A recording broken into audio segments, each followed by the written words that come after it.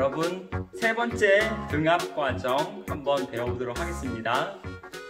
똑같은 상황이에요. 또 실린더에 공기 들어있고 열을 가해서 에너지를 공급하는 상황이고 이 상황에서 여기 있는 피스톤은 마찰이 없는 피스톤이기 때문에 매우 부드럽게 움직입니다. 그러면 잠시 후에 어떻게 될까요? 시간이 흐르면 이렇게 팽창을 하겠죠? 피스톤의 위치가 아래에서 위로 올라오겠죠? 그러면 우리는 또 여기다 또 같은 말 또 반복하죠? 이만큼 부피가 증가하는구나. 그리고 내부 에너지 증가하겠구나. 그게 아까 정압 과정, 등압 과정이었죠. 그러면 일단 써보고 시작합시다. 그래서 등온 과정에 대한 이야기 해볼게요. 참고로 등온 과정에 대한 말풀이 안 했네요. 교과서에는 뭐라고 하냐면 이렇게 나와있죠. 온도가 일정하다, 일정한 과정이다 라고 나와있죠. 그럼 Q는 델타 U 플러스 P 델타 V. 열 에너지, 내부 에너지, 기체 간일 기억날 겁니다. 그러면 재밌는 건 뭐냐면 온도의 변화가 없이 기체는 팽창할 수도 있다는 거죠. 여러 가지 상황이 많은데 그 중에서 우리가 만나는 지금 등온 과정은 온도의 변화가 없이 온도가 일정하대요. 그러면 내부 에너지의 변화량도 없겠네요. 그럼 이렇게 되겠죠. 얘는 0이야. 따라서 어떻게 되냐면은 이렇게 항하나가 사라져 버릴 수 있어요. 그럼 결국 어떻게 되냐면 열 에너지를 공급받은 것만큼 몽땅 다 팽창하는 데 쓰인다.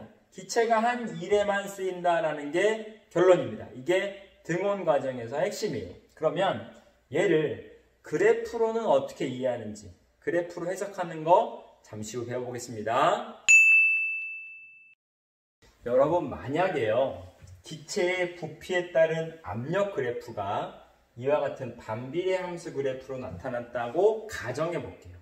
가정해 보겠습니다. 그러면 이 그래프에서 우리가 알 수 있는 사실이 뭔지 배워보고 그리고 등온 과정과 연관 지어 보겠습니다. 여러분들이 아는 수학에서 반비례 함수 y는 x분의 1 혹시 기억납니까? y는 x분의 1. 그러면 이 수학의 기본 역함수 반비례 함수에서 y 곱하기 x는 1이 된다는 사실을 잘 기억할 거예요. 그래서 지금 여기 있는 숫자들이 부피와 압력에 대한 숫자지만 x와 y의 함수로 생각해보면 이거 간단해요. 4, 1은 4, 2, 2는 2, 1, 4는 4. 항상 곱의 결과는 같습니다. 라고 말할 겁니다. 좋아요. 여기까지 좋죠? 그러면 이거 참 지우고 그러면 아까 거 복습해 볼게요. P와 V의 곱의 결과는 온도 T에 비례한다고 했어요. 근데 지금 등식은 아니지만 등식처럼 간주하고 우리가 한번 구해 볼게요. 그러면 첫 번째 점은 T를 구하면 얼마가 나오냐면 4가 나옵니다. 두 번째 점은 T를 구하면 역시 4가 나옵니다. 세 번째 점도 T를 구하면 4가 나와요. 이것은 무엇을 말하는 거냐면요. 여기 있는 이 함수에 있는 모든 점들은 다 하나같이 같은 온도를 가리키고 있다는 겁니다. 그래서 이 빨간색의 그래프를 사람들은 뭐라고 말하냐면 등온 그래프라고 말합니다. 그렇군요. 기체의 온도와 기체의 부피와 압력 그래프에서 반비례 함수 그래프가 나오면 이 모든 것들은 하나하나 다 같은 온도를 가리키는구나 라는 겁니다. 그러면 우리가 방금 했던 등온 과정은 온도가 일정한 과정은 지금 이 그래프와 같은 내용을 담고 있겠네요. 맞습니다. 그리고 지금 아까 열을 가해서 팽창을 하는 이 상황에서 내부 에너지는 하나도 쓰지 않고 오직 일에만 기체가 팽창하는 일에만 쓰였다라고 한다면 이렇게 한번 볼게요. 부피가 증가하려면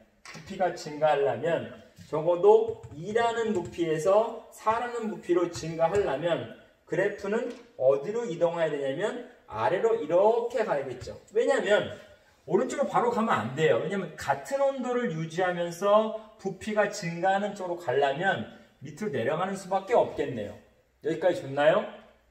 좋습니다. 그리고 만약에 기체가 팽창하는 게 아니라 열을 받아서 팽창하는 게 아니라 열 에너지를 반출하면서 수축할 수도 있잖아요. 식어버리면. 그러면 이번에는 기체의 방향이, 기체에서 등원 그래프의 방향이 오른쪽으로 이렇게 갈 겁니다. 왜냐하면 부피는 감소해야 되는데 2에서 1로 가야 되는데 그럼에도 불구하고 온도의 변화가 없이 가려면 올라가는 그래프밖에 없겠네요. 그렇죠? 그래서 그래프를 해석하는 것들도 여러분들이 잘 한번 고민해야 될 것입니다. 그래서 지금 우리가 봤던 모델은 바로 얘였죠? 예.